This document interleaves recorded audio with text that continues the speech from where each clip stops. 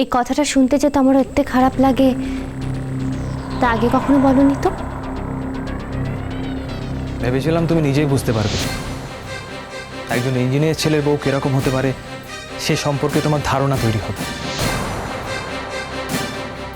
তুমি নিজেই নিজেকে তৈরি করার চেষ্টা করবে। সেই দিন পর্যন্ত আমি অপেক্ষা করেছি কাজল, কিন্তু তুমি চেষ্টা করোনি। উল্টে দিনের পর দিন সংসারে আরো বেশি করে জড়িয়ে গেছো।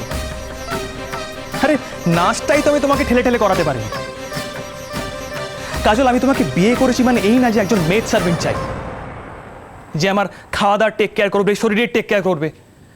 আমি একজন এমন বউ চেয়েছিলাম।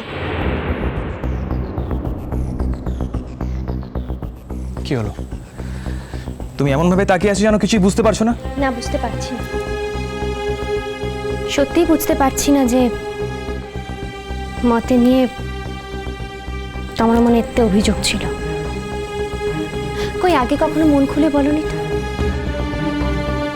তাছাড়া তোমার সঙ্গে যখন মোর বাহাঘর হয়েছিল তখন তো তুমি সব কিছু জানতে, মো কি পারি না, কিসে মোর আগ্রহ আছে কিসে মোর আগ্রহ নেই, মু তো কোনো কিছু গোপন করিনি তোমার পাখরে। দেখো কাজল, আমাদের বিয়েটা যে পরিস্থিতিতে হয়েছিল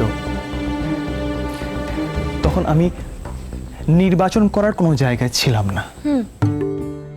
তা অবশ্য ঠিক, কারণ মু তো আমার পারমিশন নিইনি, নিজে থেকেই তো আমার পাখরে চলে গিয়েছিলাম। তো এই কথা তো আমি বলতেই পারো যে তোমার কোনো সে সুযোগ ছিল না। কাজল, যেভাবে কথাটা তুমি আমাকে বলছো সেভাবে কথা শোনাটা কিন্তু আমার প্রাপ্য নয়। আমি তোমাকে পড়াশোনা করে শিক্ষিত হতে বলেছি, আর আশা করি তাতে আমাকে কেউ কোনো দোষারোপ করবে না। আমি তোমাকে নাচ নিয়ে এগিয়ে যেতে বলেছি, নাচ নিয়ে থাকতে বলেছি সবসময়, আর তাতেও আশা করি কারোর আপত্তি থাকার কথা নয়।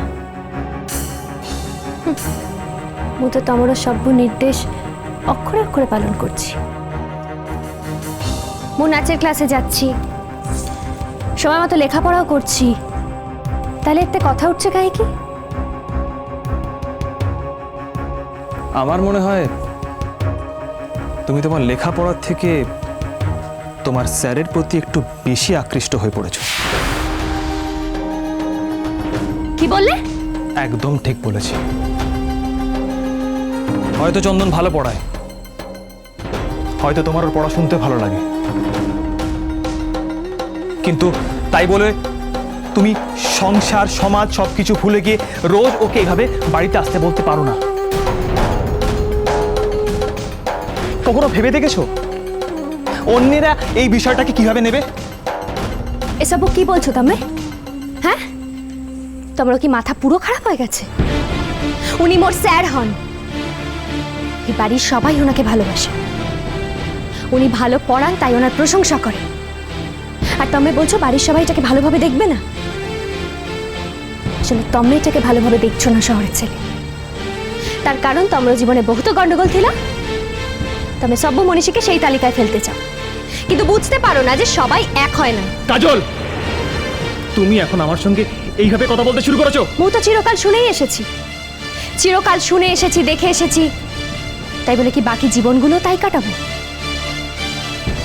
না? শহরের ছেলে, মোর ভুল হয়েছিল, মোর ভুল হয়েছিল তোমার পাখরে স্যারের কথা বলতে আসাটাই মোর উচিত হয়। মোর ভাবা উচিত ছিল যে ছেলে আর মেয়ের মধ্যে একটাই সম্পর্ক তোমরা বোঝো, এছাড়া আর কিচ্ছু বোঝো না। বেশ, তুমি যখন বুঝতেই পেরেছো তখন ভালো। আর আমি চাই না চন্দন এই বাড়িতে সপ্তাহে 3 দিনের বেশি আসুক। মু চাই স্যার এই বাড়িতে 3 দিনের বেশি আসুক। হ্যাঁ, স্যার এলে মোর মন ভালো হয়ে যায়। জ্ঞানের যে একটা আলো আছে তা মু আগে বুঝতাম না, ওই মানুষটাই আমাকে বুঝিয়েছে। তাই মু চাই স্যার এই বাড়িতে 3 দিনের বেশি আসবে না। অবশ্য তোমরা যদি কোনো সে আপত্তি থাকে তাহলে তো উনি আসতে পারবেন না, কারণ বাড়িটা তোমাদের। সেক্ষেত্রে মু যাব স্যারের পাখরে। কি? হ্যাঁ, মু স্যারের বাড়ি যাবে। মোর তো মনে হয় না তাতে কারুর কোনো সে আপত্তি থাকবে। কাজল, কাজল, আর আর ক্রেজি অর হোয়াট? তোমার কি মাথা খারাপ হয়ে গেছে? তুমি কি জানো তুমি কি বলছো? তুমি মানে বুঝে বলছো না জাস্ট বলার জন্য? যথেষ্ট ভালো মানে বুঝে তারপর আমি বলছি।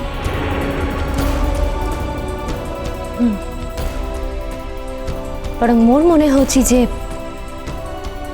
তুমি ঠিক মতো মানেটা বুঝতে পারছো না। ইয়েস,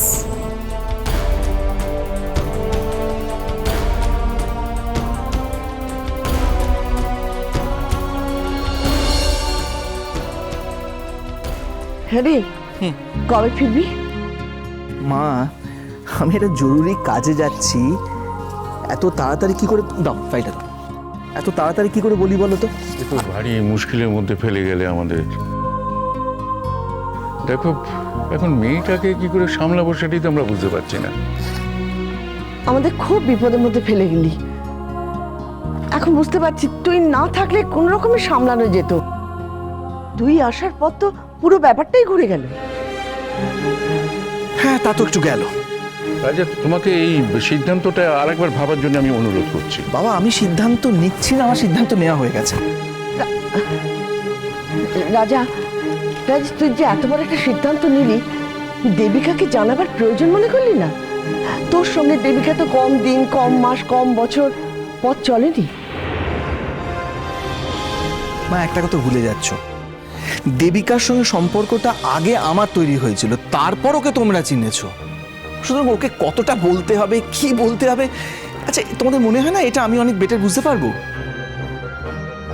দেখো রাজা, তোমার আর দেবিকার মধ্যে আমি ঢুকতে চাইছি না, কিন্তু আমার কথাটা হচ্ছে দেবিকা যদি তার সমস্যা থেকে এখনো বেরিয়ে আসতে না পারে, তুমি তো অনন্তকাল তার জন্য অপেক্ষা করতে পারো না। অলরেডি তুমি অনেকদিন সময় তাকে দিয়ে ফেলেছো। এক্স্যাক্টলি। এবার তো তোমার কথা ভাবতে হবে। আসলে রাজা, আমার প্রশ্নটা অন্য জায়গায়। বাবা, আমি জানি তুমি কি বলতে চাইছো। দেখো, আমি তো তোমার কাছ থেকে শিক্ষা পেয়েছি। আমি তো জানি যে কোথাও একবার যদি আমি কমিট করি, সেটাকে 100% রাখার চেষ্টা করব।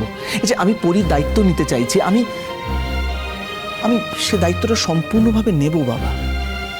এতটুকু পিছিয়ে আসবো না, এটুকু ভরসা তুমি আমার উপর করতে পারো।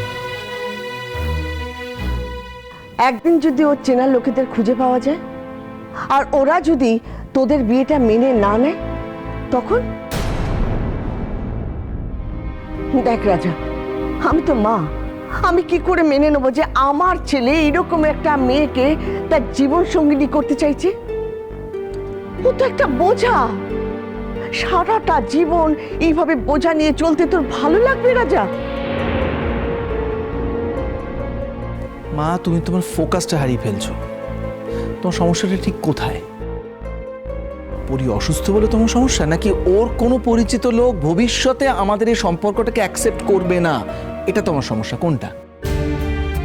সবটা, সবটাই।